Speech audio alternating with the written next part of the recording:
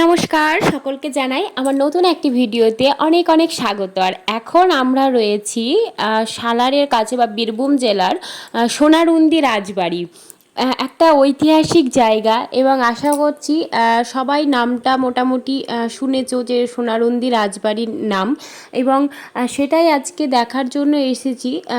জায়গাটা কিন্তু খুবই সুন্দর। আমরা গিয়েছিলাম যদিও শ্রীপাঠ শ্রীখণ্ড, এবং সেখান থেকে আসার পথে বাড়ি ফেরার পথে আমাদের এই জায়গাটা দেখে তারপরে আমরা বাড়ি গিয়েছি। তো তোমাদের সঙ্গেও মানে একটু শেয়ার করে নিই বা তোমাদেরকেও একটু দেখিয়ে দিই।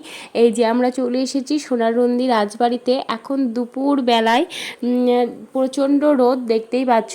আর রাজবাড়ি কিন্তু খুবই সুন্দর, মানে ভাঙাচোরা হলেও হয়তো অনেকে বলবে যে সুন্দর কোন দিক থেকে বলছি, একেবারে ভাঙাচোরা।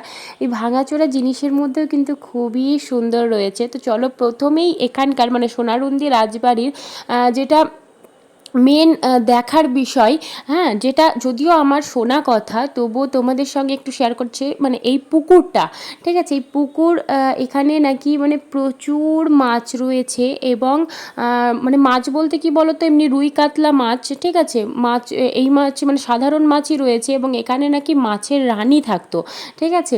যদিও কথাটা সত্য বা মিথ্যা আমি জানি না, ঠিক আছে, শোনা কথা এটা, যে এখানে দেখতেই পাচ্ছ আসা মাত্রই কত মাছ এসেছে, এবং মানে মুড়ি, চিড়ে ভাজা, বিস্কুট অবশ্যই কিন্তু যারা আসছো সঙ্গে করে নিয়ে আসবে। আর দেখতেই পাচ্ছ মুড়ি বা চিড়ে দেওয়া মাত্রই কিন্তু কত সুন্দর মাছগুলো একদম কাছে চলে আসছে। আর একটা মাছের সাইজ প্রায় 5 কেজি, মানে মিনিমাম, ঠিক আছে, মিনিমাম মাছের ওজন মানে 5 কেজি, মানে একটা মাছ এত বড়। আর যেটা বলছিলাম যে এখানে নাকি আগে মাছের রানী থাকতো, মাছেদের রানী বলা হতো, মানে ওনার ওই মাছটার আর কি, মানে রানী সম্মান তো দিতেই হবে। তো মানে মাছটার নাকি কালারটাও আলাদা ছিল, আর তার সঙ্গে মাছটা যেহেতু মানে অনেক পুরনো ছিল, আর সেই জন্যই নাকি মাছটাকে সোনার নথ পরিয়ে রাখা হতো, মানে রানী যেহেতু সেই জন্য সোনার নথ পরানো হতো। এখন যদিও আসলে সেই মাছ হয়তো দেখা যায় না, সেই মাছটা দেখতে পাওয়া যায় না, কিন্তু ওই যে একটা কথিত মানে রয়েই গেছে যে মাছের রানী, বা এত পরিমাণ এখানে মাছ থাকে, মানে গোটা পুকুর দেখতে পাচ্ছ কি পরিমাণ মাছ, মানে এটা আমাদের একেবারে এই মাছগুলো একেবারে কাছে চলে এসেছে, কতটা দেখতে পাচ্ছ। আর এই রকমই মাছ কিন্তু গোটা পুকুরটাতেই রয়েছে, মানে যেদিকে মাছ দেখো তাকাচ্ছি সেই দিকেই কিন্তু চারিদিকে গোটা পুকুর জুড়ে কিন্তু এরকমই মাছ। আর তার সঙ্গেও যেটা এখানে বলা হয় যে এই মাছ নাকি কেউ কোনো দিন ধরে না, ঠিক আছে, মানে মাছ এরকম নতুন মাছ জন্মায়, মাছ মানে বড় হয়, মাছ যখন মানে নিজে থেকেই মরে যায়, ঠিক আছে, এখানেই যা কিছু, কিন্তু মাছ কখনো নাকি মানে এখান থেকে ধরা হয় না। এবং এখানে মাছ ধরতে আসলে যেটা হয়, মানে 2-3 জন নাকি এখানে মাছ মানে রাতের অন্ধকারে আর কি চুপ করে ধরতে এসেছিল, এবং সেই দিক থেকে মানে ওনারা নাকি মারা গেছেন, ঠিক আছে, যার জন্য কিন্তু এখানকার মাছ কিন্তু আর ধরা হয় না। এই ইতিহাস মানে কি আছে এর পিছনে সেটা কিন্তু কেউ জানে না, কিন্তু তারপর থেকে কিন্তু কেউ আর সাহস করেনি সেখানকার মাছ আর কি ধরার, ঠিক আছে। তো দেখতেই পাচ্ছ পুকুরে কি পরিমাণ মাছ, ঠিক আছে, সব মাছ হচ্ছে কি বলতো, রুই কাতলা এগুলোই রয়েছে, ঠিক আছে। যেগুলো একটু হালকা হালকা কালার দেখতে পাচ্ছ ওগুলো রুই মাছ, একটু গাঢ় ধরনের বড় বড় সেগুলো হচ্ছে সব কাতলা মাছ। আর দেখতেই পাচ্ছ কি পরিমাণ মাছ রয়েছে, মানে এসে রাজবাড়ি, এই সোনারুন্দি রাজবাড়ির সব থেকে ঐতিহ্য বা মানে দেখার মতো জায়গা হচ্ছে কিন্তু এই পুকুর। যদিও আগে মাছের রানী যখন থাকতো তখন তো আরও দেখার মতন জিনিস ছিল, এখন তো সেইটা নেই, কিন্তু তবুও দেখো মাছগুলো দেখার মতন, ঠিক আছে, কি পরিমাণ মাছ রয়েছে। আর মাছের সাইজ বললাম তো, মানে মিনিমাম মাছের সাইজ হচ্ছে মানে 4 থেকে 5 কেজি, মানে মিনিমাম রয়েছে যে মাছগুলো রয়েছে। আর গোটা পুকুর দেখো একইভাবে কিন্তু এরকমই মাছ রয়েছে। তো যাই হোক, তোমাদের কেমন লাগলো পুকুরটা দেখতে সেটা কিন্তু অবশ্যই জানাবে। আর রাজবাড়ির মানে ভেতরটা কিন্তু এখন বন্ধ, কারণ মানে একেবারে ভাঙাচোরা অবস্থায় রয়েছে, যার জন্য কিন্তু ভেতর মানে খোলা নেই, ঠিক আছে। বাইরে থেকেই তোমাদেরকে যতটা পারছি দেখানোর চেষ্টা করছি, বা বাইরে থেকেই তোমাদেরকে দেখাবো। তো তোমাদের এই যেটা মেন জায়গা সোনারুন্দি রাজবাড়ি, সেই জায়গাটা তোমাদের দেখতে কেমন লাগলো, মানে পুকুর ঘাট তোমাদের দেখতে কেমন লাগলো সেটা কিন্তু অবশ্যই জানিও। আর চলো এবার একটু ঘুরে দেখা যাক। আর এখানে করে একটা একটা ছোট্ট মন্দিরের মতো রয়েছে। এটা কি মন্দির চলো ওপরে গিয়ে দেখি। ওপরে বোধহয় মন্দির, না নিচে মন্দির আছে, ওপরে মন্দির রয়েছে, এদিকে কোনো দরজা বা কিছু নেই। তো চলো, এই যে এই সাইড দিয়ে সিঁড়ি রয়েছে, আর এই যে সিঁড়িতে ওঠার পরে এরকম লাগছে জায়গাটা দেখতে।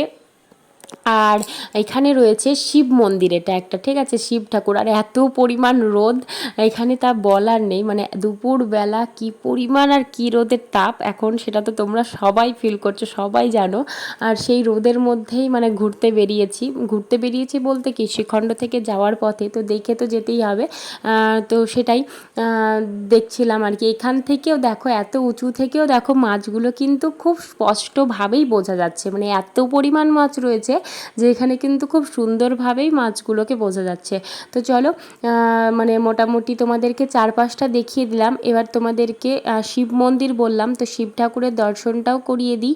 এই যে দরজাটা বন্ধ রয়েছে, তোমাদেরকে এই ফাঁকটা দিয়েই একটু ভালো করে দেখিয়ে দিচ্ছি। এই যে দেখো, এই শিব ঠাকুরের সবাই দর্শন করে নাও। এই যে ছোট্ট মন্দিরটা তোমরা দেখলে, ওপরে উঠে এসে এইটুকুই ছিল, মানে এই শিব ঠাকুর শিবলিঙ্গগুলো আর কি ছিল, 4টে শিবলিঙ্গ দেখতেই পাচ্ছ তোমরা।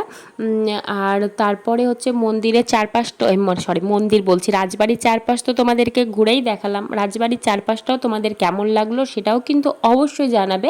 আশা করছি তোমাদের খুবই ভালো লাগবে। রাজবাড়িটাও দেখতে কিন্তু খুবই সুন্দর, চারপাশটা দেখতে দেখো অনেকটা কিন্তু জায়গা জুড়ে রয়েছে, খুবই সুন্দর লাগছে দেখতে। অবশ্যই ভেতরে ঢুকতে পেলে আরও হয়তো ভালো লাগতো, ভেতরে কি কি আছে দেখা যেত, কিন্তু ওই যে বললাম যে এখন বন্ধ করে দিয়েছে, বন্ধ রয়েছে, যার জন্য ভেতরটা তো দেখা যাবে না।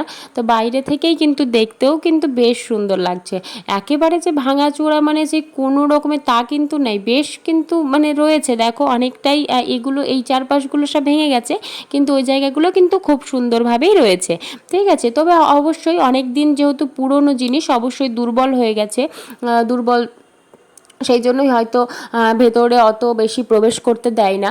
তো যাই হোক, বেশ সুন্দরভাবেই দেখা হলো বাইরেটা, শুধুমাত্র দেখা হলেও বেশ ভালোই, বাইরেটাও দেখা হলো, ভালোই লাগলো দেখতে। ডিজাইনগুলো দেখো কি সুন্দর করেছে। তোমাদেরও কেমন লাগলো? যদিও ভেতরটা দেখাতে পারলাম না, আমার খুব খারাপ লাগছে, তবে বাইরেটাই তোমাদের কেমন লাগলো সেটা কিন্তু অবশ্যই জানিও। আর ভিডিওটি ভালো লাগলে লাইক করো, কমেন্ট করো এবং অবশ্যই শেয়ার করো, এবং কমেন্টে অবশ্যই জানিও যে তোমরা কি আগে এসেছো বা আগে ভেতরটা দেখেছো বা ভেতরে কি কি রয়েছে। আমি শুনেছি ভেতরে একটা রাধাকৃষ্ণের মূর্তি রয়েছে, সেটা আমার শোনা কথা, ঠিক আছে। তোমরা যদি আগে এসেছো তোমরা, তাহলে কিন্তু অবশ্যই জানিও যে ভেতরে সত্যি মানে রাধাকৃষ্ণের মূর্তি রয়েছে না কি রয়েছে, কি রয়েছে আর কি, সেটাও অবশ্যই জানিও। আর তোমরা যারা আসোনি তারা অবশ্যই ঘুরতে এসো, জায়গাটা অবশ্যই ভালো।